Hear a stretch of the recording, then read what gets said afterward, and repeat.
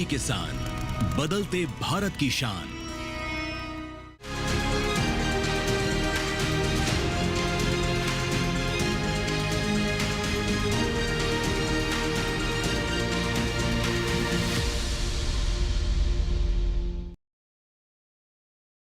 नमस्कार, स्वागत है आपका हमारे खास कार्यक्रम कृषि दर्शन में। मैं हूं अंजू सिंह। कृषि दर्शन आप किसान भाई बहनों के लिए एक ऐसा कार्यक्रम है जिसके माध्यम से हम आप तक पहुंचाते हैं कृषि जगत से जुड़ी तमाम नई खबरें। चाहे बात सरकार की योजनाओं का पूरा लाभ लेने की हो या फिर कृषि में नई तकनीक के इस्तेमाल की, ये तमाम जानकारी आप तक पहुँचती हैं ताकि आप खेती को लाभकारी बना सकें। हमने कार्यक्रम को 3 सेगमेंट्स में बांटा है। सबसे पहले हम बात करते हैं विज्ञान और किसान की, उसके बाद नजर डालते हैं कृषि स्टार्टअप पर और अंत में देखते हैं फार्मिंग इंडिया। तो चलिए शुरुआत करते हैं आज के कृषि दर्शन की। कृषि दर्शन में सबसे पहले नजर डालते हैं विज्ञान और किसान पर।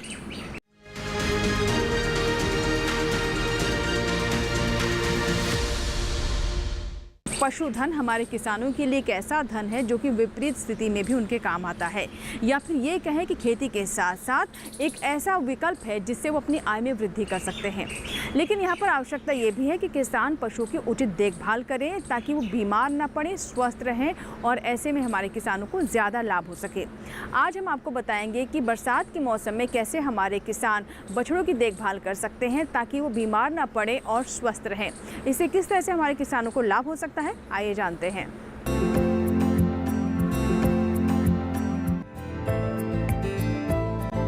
बरसात के मौसम में बछड़ों और बछियों को पानी में भीगने से बचाने की जरूरत है।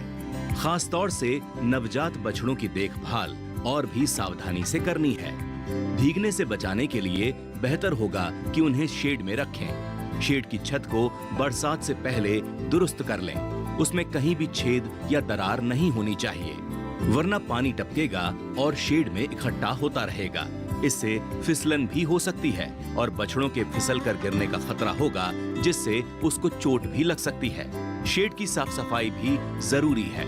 समय समय पर मल मूत्र निकालते रहें, क्योंकि इनके कारण शेड में अमोनिया गैस पैदा होगी जो बछड़ों और बछियों को नुकसान पहुंचाएगी। आवास के साथ साथ आहार का भी सही इंतजाम करें।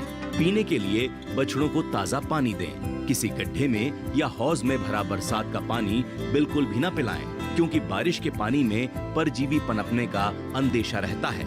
इससे पीकर वो बीमार पड़ सकते हैं। वैसे बरसात में परजीवी, जीवाणु और विषाणु तीनों से ही बीमारी फैलने का खतरा रहता है। जब भी कोई समस्या हो, तुरंत पशु चिकित्सक से संपर्क करें। नवजात बछड़े शुरुआत में मां के दूध पर ही निर्भर रहते हैं।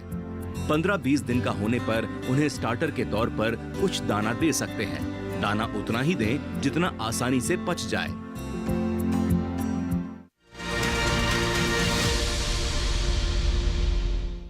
इसी के साथ ही कृषि दर्शन में यहाँ वक्त छोटे से ब्रेक का, लेकिन ब्रेक के बाद जब वापस आएंगे तो बात करेंगे कृषि स्टार्टअप की। कहीं मत जाइएगा, देखते रहें कृषि दर्शन।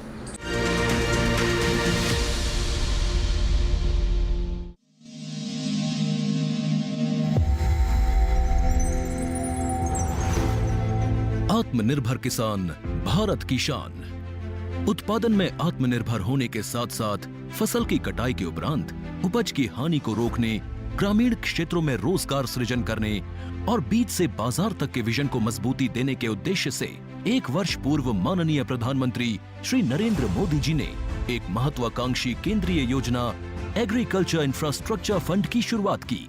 इस आधुनिक इंफ्रास्ट्रक्चर से कृषि आधारित उद्योग लगाने में एक बहुत बड़ा बदलाव आएगा और बहुत बड़ी गति आएगी। साथियों, अब हम उस स्थिति की तरफ बढ़ रहे हैं जहां गांव के कृषि उद्योगों से फूड आधारित उत्पाद शहर जाएंगे और यही तो आत्मनिर्भर भारत अभियान का संकल्प है। एग्रीकल्चर इंफ्रास्ट्रक्चर फंड से पात्र लाभार्थी गोदामों का निर्माण कर सकते हैं। छटाई या ग्रेडिंग इकाई, पैकिंग हाउस, सप्लाई चेन और कोल्ड चेन जैसी सुविधाएं या फिर प्राथमिक कृषि प्रसंस्करण केंद्र की स्थापना कर सकते हैं। इस योजना के तहत पात्र लाभार्थियों को 2 करोड़ रुपए तक के ऋण पर अधिकतम 7 वर्ष के लिए ब्याज में 3% तक की छूट दी जा रही है। ऋण पुनर्भुगतान के लिए 6 महीने से 2 वर्ष तक मोरेटोरियम की सुविधा भी उपलब्ध है। इस योजना ने अब तक सफलता की कई मिसालें कायम की हैं, जैसे कि मध्य प्रदेश के लाभार्थी श्री विपिन त्रिपाठी ने एग्रीकल्चर वेस्ट से बायोफ्यूल बनाने का इनोवेटिव प्राइमरी प्रोसेसिंग सेंटर लगाया है। लोन मिलने की वजह से हम समय पर सारी मशीनों का प्रोक्योरमेंट और सारा सिविल वर्क टाइम पे करवा पाए, जिससे ये प्रोजेक्ट को लगाना संभव हो पाए। राजस्थान के लाभार्थी श्री यशवर्धन मुंद्रा ने सॉर्टिंग एंड ग्रेडिंग यूनिट लगाकर रोजगार के अवसर पैदा किए हैं। कर्नाटक की महिला उद्यमी श्रीमती ममता वी ने प्राइमरी प्रोसेसिंग सेंटर लगाकर प्रगति की नई राह चुनी है। ಸಣ್ಣ ಪುಟ್ಟ ಉದ್ಯಮಿಗಳನ್ನ ಮತ್ತಷ್ಟು ಅಗ್ರಿಕಲ್ಚರಲ್ಲಿ ಹೆಚ್ಚು ನಾವು ಇನ್ನಷ್ಟು ಸಾಧನೆ ಮಾಡಲಿಕ್ಕೆ ಕಾರಣಕಾರಕವಾದಂತ ಈ ಅಗ್ರಿಕಲ್ಚರಲ್ ಇನ್ಫ್ರಾಸ್ಟ್ರಕ್ಚರ್ ಫಂಡ್ ಇಂದ ನಮ್ಮ ಇನ್ನಷ್ಟು ಯೋಜನೆಗಳು ಆಯೋಜನೆಗಳು ಉತ್ತಮಗೊಂಡಿದೆ। राजस्थान के लाभार्थी श्री दिनेश भट्टर ने जीरे की प्रोसेसिंग यूनिट लगाकर आसपास के ग्रामीणों को आत्मनिर्भरता प्रदान की है। महाराष्ट्र के लाभार्थी श्री अनूप कुमार मोहता ने वेयर हाउस बनाकर अन्न भंडारण को सुनिश्चित किया है। आज देश के कोने कोने से किसान, कृषि उद्यमी, किसान उत्पादक संघ, प्राथमिक कृषि सहकारी समितियां, स्वयं सहायता समूह और कृषि उपज मंडियां इस योजना का लाभ उठा रहे हैं।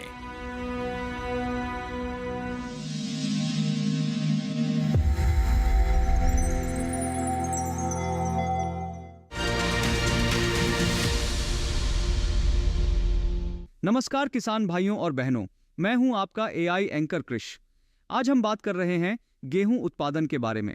भारत में वर्ष 2025 के लिए गेहूं उत्पादन ने ऐतिहासिक रिकॉर्ड बनाया है, जहां लक्ष्य 1154 लाख टन था, लेकिन वास्तविक उत्पादन 1175 लाख टन रहा, यानी लक्ष्य से 21 लाख टन अधिक और पिछले वर्ष से 40 लाख टन ज्यादा।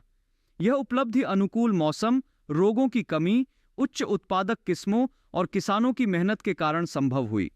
इससे किसानों की आय में सुधार हुआ है। कई किसानों ने फसल का भंडारण भी किया है और खरीदारों के लक्ष्य पूरे हो चुके हैं। डॉक्टर रतन तिवारी के अनुसार यह रिकॉर्ड खाद्य सुरक्षा को मजबूत करता है और आत्मनिर्भर भारत की दिशा में एक महत्वपूर्ण कदम है। इसी तरह कृषि और किसानों से जुड़ी हर महत्वपूर्ण जानकारी के लिए हमारे साथ जुड़े रहिए और देखते रहिए डीडी किसान। धन्यवाद। ब्रेक के बाद एक बार फिर आपका स्वागत है। आप देख रहे हैं कृषि दर्शन। कृषि दर्शन के इस भाग में हम बात करते हैं कृषि स्टार्टअप की।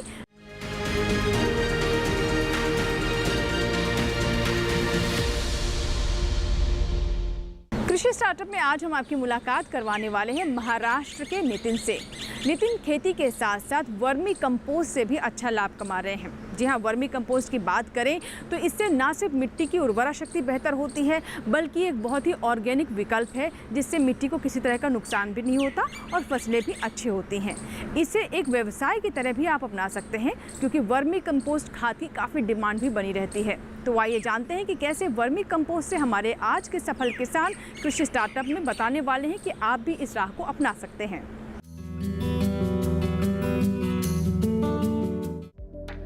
वर्मी कंपोस्ट पोषक पदार्थों से भरपूर उत्तम जैव उर्वरक है।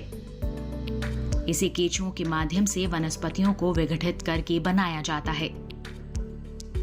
खास बात यह है कि गोबर खाद की तरह इसमें बदबू नहीं आती। नितिन महाराष्ट्र के पुणे में रहते हैं और इन्होंने इंजीनियरिंग की पढ़ाई की है। 15 साल तक कॉर्पोरेट कंपनी में नौकरी करने के बाद इन्होंने अपना खुद का कारोबार शुरू करने का फैसला किया। इस तरह 2020 में नौकरी से इस्तीफा दिया और वर्मी कंपोस्ट की यूनिट लगाई। यूनिट लगाने से पहले इन्होंने नजदीकी कृषि विज्ञान केंद्र से प्रशिक्षण भी लिया।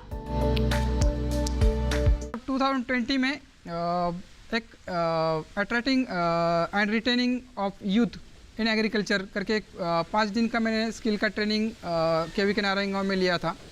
वो ट्रेनिंग करते समय ऑलरेडी हमने 30x60 छोटे शेड में वर्मी कंपोस्टिंग चालू किया था। रूरल एरिया में उसका बहुत अच्छा फीडबैक भी आ रहा था। तो हमने स्टार्ट करते टाइम पहले 2 सेगमेंट कर लिए। एक सेगमेंट था एक अर्बन सेगमेंट और एक रूरल, ये 2 सेगमेंट पहले से डिसाइड किए थे। तो वो सेगमेंट को कैसे हिट कर सकते हैं, तो वो ट्रेनिंग में जो हमारा लैकुनस था, मतलब प्रॉब्लम क्या था कि वर्मी कंपोस्ट तो सभी लोग बनाते हैं, मोस्ट ऑफ द फार्मर्स जो ज़्यादा ज़मीन वाले हैं या फिर जिसके पास अपना खुद का जानवर है, वो लोग, बहुत से लोग इंटरेस्टेड है वर्मी कंपोस्ट बनाने में, बट उसको एनरिच करके कैसे हम अच्छा रिजल्ट ले सकते हैं, वो ट्रेनिंग हमें KVK नारायणगांव से मिला। ट्रेनिंग में जैसा सिखाया था वैसे बेड बना के एक 200 बाय 50 का एक शेड बना लिया। 25 टन्स का कैपेसिटी का हमारा कैपेसिटी है, मंथली कैपेसिटी 25 टन हम वर्मी कंपोस्ट निकाल सकते हैं। हमारे देश में छोटे किसानों की संख्या लगातार बढ़ रही है। कम जमीन में ज्यादा उपज के लिए वो ज्यादा से ज्यादा रासायनिक उर्वरकों का इस्तेमाल कर रहे हैं। इन उर्वरकों का इतना ज्यादा उपयोग कृषि के लिए भी हानिकारक है और पर्यावरण के लिए भी। इससे छुटकारा पाने के लिए रसायनों को खेतों से बाहर करना होगा, लेकिन ये काम एकदम ही कर देना सही नहीं है, बल्कि रासायनिक उर्वरकों की मात्रा में धीरे धीरे कमी लानी होगी और उसकी जगह वर्मी कंपोस्ट जैसे जैविक खादों की मात्रा बढ़ानी होगी। ऐसा करने से उपज भी बनी रहेगी। नितिन भी इसी दिशा में काम कर रहे हैं।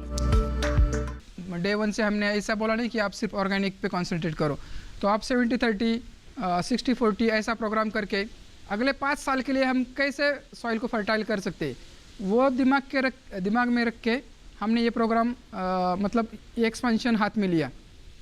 2020 में ट्रेनिंग के बाद हमने एक्सपेंशन किया। उसके बाद रूरल का माउथ पब्लिसिटी से हमें बहुत अच्छा सपोर्ट रूरल फार्मर का मिल रहा था, पर चैलेंज वही था कि मार्केटिंग एक, तो मार्केटिंग का भी हमने 2 सेगमेंट में डिवाइड करने के बाद, अर्बन और रूरल करने के बाद, अभी मार्केटिंग का भी हमने अच्छी तरह से अचीव किया है। मतलब हमारा सिटीज़ में भी 1-2-5 किलो में पैकिंग में वर्मी कंपोस्ट जाता है और रूरल में 40 kg का पैक है वो जाता है। उसके बाद KVK की टीम रेगुलर टच में थी हमारे। बाद में हमने फॉस्फो कंपोस्ट करके एक कंपोस्ट इंट्रोड्यूस किया, या फिर वर्मी वॉश, उसका कैसे एनरिचमेंट कर सकते हैं। ये 2-4 चीज़ें करने के बाद, या फिर जीवामृत हो, तो जीवामृत है जो माइक्रो ऑर्गेनिज्म जो सॉइल में है उनको बढ़ावा दे के 20-30% अपना इल्ड फार्मर कैसे बढ़ा सकते हैं, वो चीज़ पे कंसंट्रेट करके हमने वो 4-5 चीज़ जो मार्केट में लाई। नितिन की वर्मी कंपोस्ट यूनिट में नारायणगांव कृषि विज्ञान केंद्र की बड़ी भूमिका रही है। यहीं से इन्होंने आर्या कार्यक्रम के अंतर्गत प्रशिक्षण प्राप्त किया है। आर्या केंद्र सरकार की ओर से प्रायोजित कार्यक्रम है जो कृषि और उससे जुड़े व्यवसायों के अलावा सेवा क्षेत्र में उद्यमशीलता को बढ़ावा देने के लिए खासकर ग्रामीण युवाओं को प्रोत्साहित कर रहा है। केंचुओं का खाद यानी कि वर्मी कंपोस्ट प्रोडक्शन के लिए हम किसानों को ट्रेनिंग देते हैं, प्रशिक्षित करते हैं।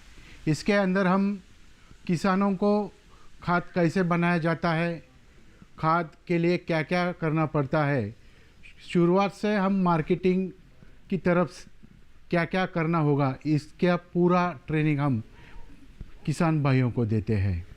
इसके लिए हम हमारे नज़दीक के किसानों को एक संदेशा भेज के ट्रेनिंग का शेड्यूल देते हैं और उसमें किसान भाई हमारे KVK के आकर वो वर्मी कंपोस्ट प्रोडक्शन का ट्रेनिंग लेते हैं।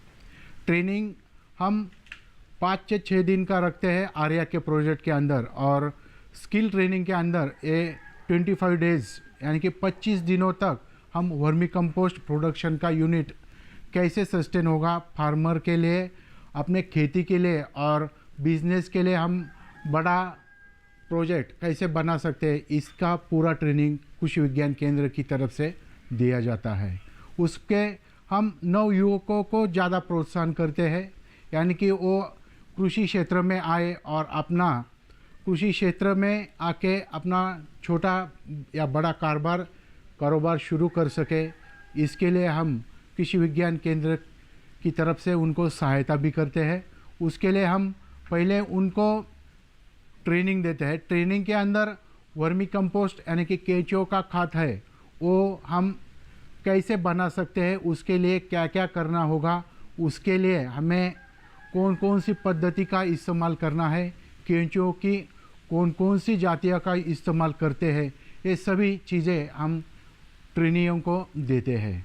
इसके बाद ट्रेनिंग होने के बाद जो मटेरियल खाद के लिए इस्तेमाल किया जाता है उसके लिए हम फार्मर्स को क्या क्या चीज़ें लगती है उसके बारे में डिटेल्स बताते हैं।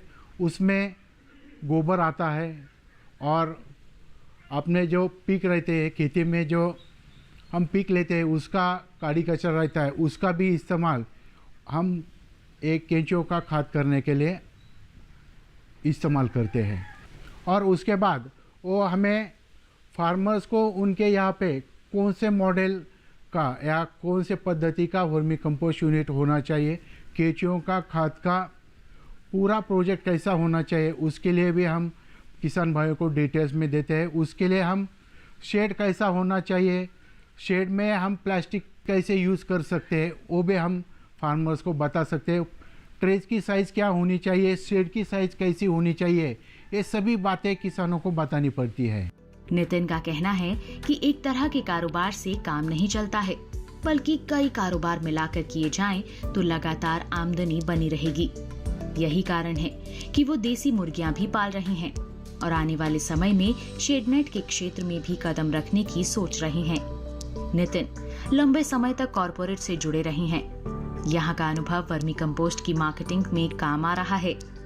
शायद यही कारण रहा है कि उनका काम कम समय में ही चल निकला है।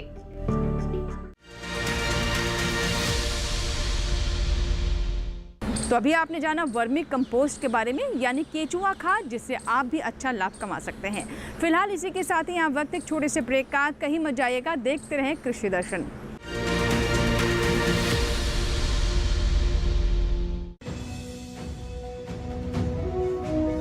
भारत सरकार का हर प्रयास किसानों को दे रहा है एक नई आस। देश के किसानों की खुशहाली और उन्हें आत्मनिर्भर बनाने के लिए भारत सरकार समर्पित है। प्रधानमंत्री श्री नरेंद्र मोदी जी के नेतृत्व में कृषि क्षेत्र में किए गए निरंतर प्रयासों के फलस्वरूप देश खाद्यान्न व बागवानी के क्षेत्र में आत्मनिर्भर हो चुका है और देश में दलहन का उत्पादन भी बढ़ा है। इसी तरह भारत सरकार ने खाद्य तेलों के उत्पादन को बढ़ाने के भी अनेक प्रयास किए हैं। इसी क्रम को आगे बढ़ाते हुए माननीय प्रधानमंत्री श्री नरेंद्र मोदी जी के नेतृत्व में भारत सरकार ने दूरदर्शी निर्णय लेते हुए राष्ट्रीय खाद्य तेल मिशन ऑयल पाम की शुरुआत की है। इस मिशन से देश भर के किसानों को बहुत लाभ मिलेगा। कृषि के पूंजी निवेश में वृद्धि होगी, खाद्य तेल आयात पर देश की निर्भरता कम होगी और रोजगार के नए अवसर पैदा होंगे। खाने के तेल में आत्मनिर्भरता के लिए अब राष्ट्रीय खाद्य तेल मिशन ऑयल पाम का संकल्प लिया गया है। इससे किसानों को तो सीधा लाभ होगा ही, गरीब और मध्यम वर्ग के परिवारों को सस्ता और अच्छी क्वालिटी का तेल भी मिलेगा। यही नहीं, ये मिशन बड़े स्तर पर रोजगार का निर्माण करेगा। इस मिशन के अंतर्गत ऑयल पाम का रकबा और पैदावार बढ़ाने पर जोर देने के लिए सरकार ने 11,000 करोड़ रुपए से अधिक की सहायता राशि निर्धारित की है। मिशन के तहत सरकार ने ऑयल पाम की खेती के लिए रोपण आदि की सहायता में बढ़ोतरी करते हुए पहले मिलने वाले 12,000 रुपए प्रति हेक्टेयर को बढ़ाकर 29,000 रुपए प्रति हेक्टेयर तक कर दिया है। ऑयल पाम के पुराने बागों के पुनरुद्धार के लिए 250 रुपए प्रति पौधा के हिसाब से विशेष सहायता दी जा रही है। पौधारोपण सामग्री की कमी दूर करने और बीजों की पैदावार करने वाले बागों को भी सहायता दी जाएगी। इसके तहत 15 हेक्टेयर ऑयल पाम उद्यान के लिए 80 लाख रुपए तक की सहायता राशि दी जाएगी। इसके अलावा नर्सरी विकास के लिए 40 लाख रुपए तक तय किए गए हैं। पूर्वोत्तर और अंडमान राज्यों के लिए विशेष सहायता का भी प्रावधान है। ऑयल पाम के किसान ताजे फलों के गुच्छे यानी FFB का उत्पादन करते हैं, जिनकी वर्तमान में कीमतें अंतर्राष्ट्रीय मूल्यों में उतार चढ़ाव के आधार पर तय होती हैं। पहली बार केंद्र सरकार ताजे फलों के गुच्छे की कीमत के लिए किसानों को आश्वासन दे रही है। ये व्यवहार्यता मूल्य यानी VP कहलाएगा, यानी किसानों को कोई घाटा नहीं होने दिया जाएगा। व्यवहार्यता मूल्य VP तय करने की शुरुआत 1 नवंबर से होगी और अगले वर्ष 31 अक्टूबर तक जारी रहेगी। इसे ऑयल पाम वर्ष कहा जाएगा। इस योजना के तहत वर्ष 2025-26 तक ऑयल पाम का रकबा 6.5 लाख हेक्टेयर सृजित करने और कच्चे ऑयल पाम की पैदावार वर्ष 2025-26 तक 11.20 लाख टन पहुंचाने का लक्ष्य निर्धारित किया गया है। सरकार के इस महत्वपूर्ण निर्णय से देश में ऑयल पाम की खेती करने वाले किसानों में विश्वास पैदा होगा और वे खेती का रकबा बढ़ाएंगे। इस तरह पाम ऑयल का उत्पादन भी बढ़ेगा, जिससे किसानों की आय बढ़ेगी और ग्रामीण अर्थव्यवस्था भी सुदृढ़ होगी।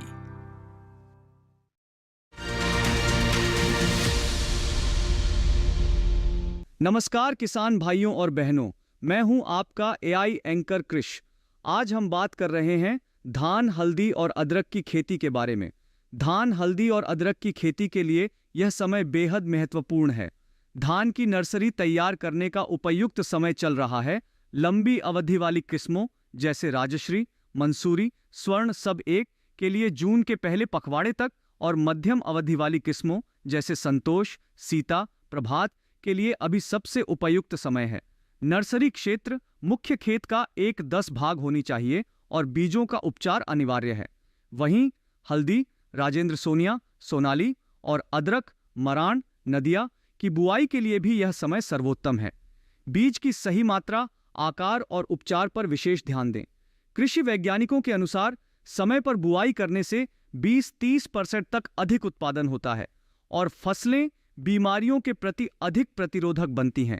इसलिए अब भी समय है, देरी न करें, तैयारी शुरू करें।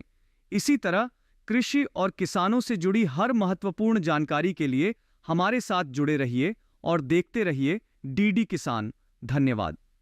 ब्रेक के बाद एक बार फिर आपका स्वागत है। आप देख रहे हैं कृषि दर्शन। आइए अब नजर डालते हैं फार्मिंग इंडिया पर।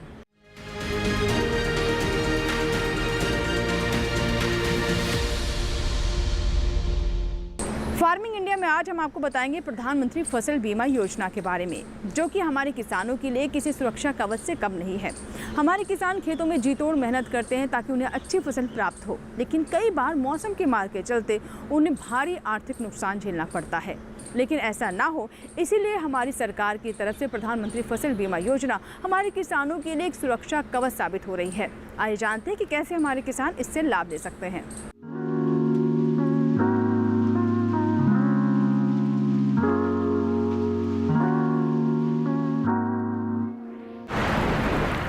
प्रधानमंत्री फसल बीमा योजना के तहत प्राकृतिक आपदा, कीड़े और रोग की वजह से सरकार द्वारा अधिसूचित फसल में से किसी नुकसान की स्थिति में किसानों को फसल बीमा और वित्तीय सहायता देना मुख्य काम है। इसके अलावा किसानों की खेती में रुचि बनाए रखने के प्रयास एवं उन्हें स्थायी आमदनी उपलब्ध कराना भी इस योजना का उद्देश्य है। कृषि के क्षेत्र में दिनों दिन हो रहे बदलाव और नई आधुनिक पद्धतियों को अपनाने के लिए प्रोत्साहित करना भी इस योजना का एक उद्देश्य है। इस योजना के अंतर्गत प्राकृतिक आपदाओं के कारण खराब हुई फसल के मामले में बीमा प्रीमियम बहुत कम रखा गया है। किसानों को खरीफ की फसल के लिए 2% प्रीमियम और रबी की फसल के लिए 1.5% प्रीमियम का भुगतान करना पड़ता है। इस योजना का लाभ उठाने के लिए कुछ किसान कुछ विशेष बातों का ख्याल रखें। जैसे फसल की बुआई के 10 दिनों के अंदर प्रधानमंत्री फसल बीमा योजना का फॉर्म भरना जरूरी होता है।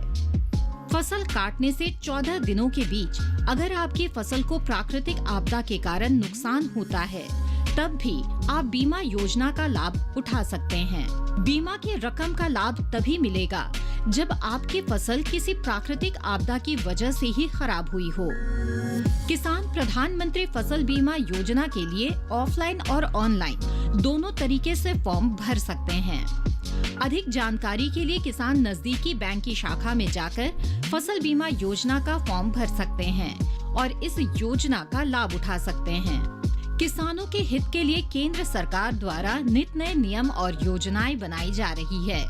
ऐसे में साल 2016 में प्रधानमंत्री फसल बीमा योजना भी सरकार द्वारा चलाई जाने वाली योजना है, जिससे किसानों की सहूलियत और बेहतर विकास होने में मदद मिल सके। बीते सालों में इस योजना का लाभ उठाकर किसानों ने और भी मजबूती के साथ कृषि में अपना योगदान देकर सफलता हासिल की है। इस योजना का उपयोग कर भारत के लगभग हर प्रदेश के किसान काफी हद तक लाभान्वित हुए हैं। साथ ही साथ अपनी आय दुगनी करने में भी इन्हें इस योजना के जरिए मदद मिली है। तो ये था हमारा आज का फार्मिंग इंडिया, जिसमें हमने आपको बताया इस योजना के बारे में। हमें पूरी उम्मीद है कि आज का कृषि दर्शन आप किसान भाई बहनों को अवश्य पसंद आया होगा। अगर आपको कोई सवाल है, कोई सुझाव है, तो आप हमें ईमेल कर सकते हैं, पत्र भी लिख सकते हैं। हमारा ईमेल आईडी है krishidarshan@gmail.com। पत्र लिखने के लिए हमारा पता नोट कर लें। हमारा पता है कृषि दर्शन, कमरा नंबर 58, CPC, दूरदर्शन, खेलगांव, नई दिल्ली 110049। आपकी ईमेल्स और आपके पत्रों का हमें इंतज़ार रहता है। आपके सुझाव, आपके सवाल हमें कार्यक्रम को और बेहतर करने में भी मदद करते हैं। चलते चलते आपको ये भी बता दें कि आप हमारे कार्यक्रम यानी कृषि दर्शन हमारे YouTube चैनल पर भी देख सकते हैं। इसके लिए बस करना आपको ये है कि टेलीविज़न स्क्रीन पर दिखाए जा रहे इस QR कोड को स्कैन करें और YouTube पर भी देखें कृषि दर्शन। कृषि दर्शन के अगले अंक में कुछ और ऐसी ही जानकारियों के साथ फिर होगी आपसे मुलाकात। तब तक आप बने रहें दूरदर्शन किसान के साथ। नमस्कार।